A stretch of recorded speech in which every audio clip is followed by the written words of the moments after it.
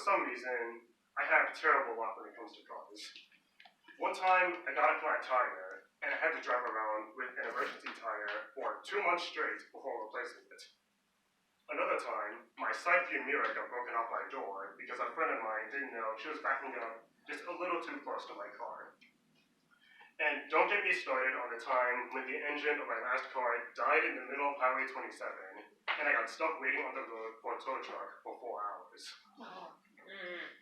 However, what I'm going to talk about happened pretty recently, and somehow managed to resolve itself multiple times in the most unexpected ways. Madam Toastmaster, fellow Toastmasters, and guests, buckle up, because this is one experience that just can't be repeated the same way again. Before anything, let's back up to March this year, to the day when I got my current car. As I mentioned earlier, my last car died on me unexpectedly back in late October, which meant that my parents and I had to spend the next 4 months searching for a brand new vehicle. I thought it would have been impossible to find the perfect car, until one day when I came home from work, there it was, a 2005 Nissan Murano.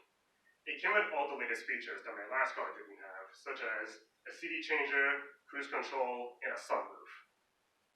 Sure, it still needed a few minor things, such as a working horn, a new set of airbags, and an oil change, but regardless of all that, it's all mine. Fast forward to Tuesday, June 5th, in the day when everything went wrong. It was just going to be an average Tuesday for me. I'd go meet up with my friends at a local comic shop, and later go to one of their houses to hang out for the rest of the day. After meeting up with everyone, they all proceed to the house, while I make a detour to the Claremont Landing Plaza to check some things out. When I finish with my business, I return to my car, only to discover that the battery is dead and I can't leave. I called one of my friends from earlier to have him come and help me with jumping my car. He arrives, but because there were already 2 cars parked to both sides of me, we had to wait until one of those cars left so that he can come in close enough to connect the jumper cables. After nearly an hour of waiting, one of the cars finally leaves, and we were able to get my car up and running again. For now. We leave the cables connected for 5 minutes, and then my friend leaves. After he left, I called my dad to tell him about what just happened, and to meet me at AutoZone so that we can buy a new battery. After doing so, I leave the plaza and make it back on the road to the intersection of Highway 27 and Steve's Road. Waiting at the stoplight, I was ready to take the right turn I needed so I can make it onto the highway.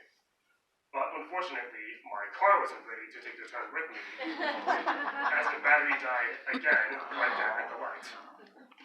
Not only was I stuck, but I'm also blocking the way for the drivers behind me. I spent the next 10 minutes redirecting traffic around me until a woman stops by and offers to help me out. Her reason for doing so is because she noticed that I have a bumper sticker with the phrase, "God's crazy about you," which means that I attend Real Life Christian Church, as does she. Feeling obligated to help out a fellow member, she calls her brother, who conveniently was at Real Life at the time, and has him come to our location with a portable jump starter in hand, and he's able to get my car powered back on. My dad just so happened to reach the intersection just after the 2 strangers helped me out, and after seeing that everything was okay, we both continued to AutoZone just as planned.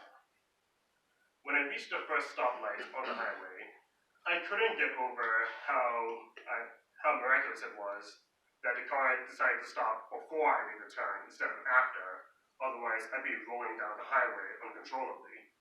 Not to mention how a member from my church of all people was the first one to help me out at that moment.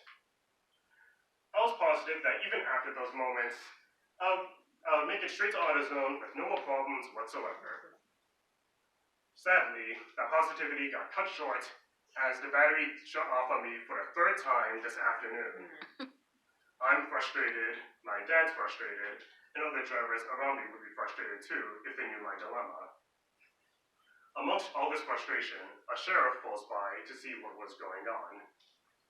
We explained the situation to him, and using a portable jump starter of his own, he gets my car turned back on once again. After helping me, I asked him if he could escort me to AutoZone, just in case the same thing may happen another time on the road. He agrees, and at long last, the 3 of us finally make it to AutoZone, and I get the battery that I so desperately needed. After getting the battery, the sheriff comes to me and shows me his wristband and tells me that he also attends real life church and that he would have helped me out even if he wasn't on duty.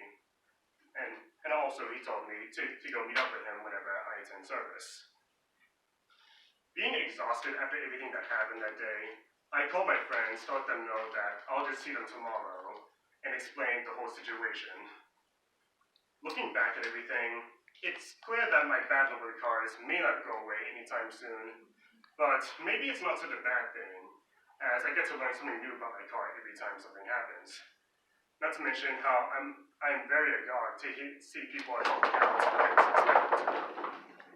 However, if I don't find a way to break this curse, who knows how long it'll take for me to get another car if this one decides to break down on me unexpectedly. I'd like to leave everyone off with just one question. Does anyone know a good mechanic around here?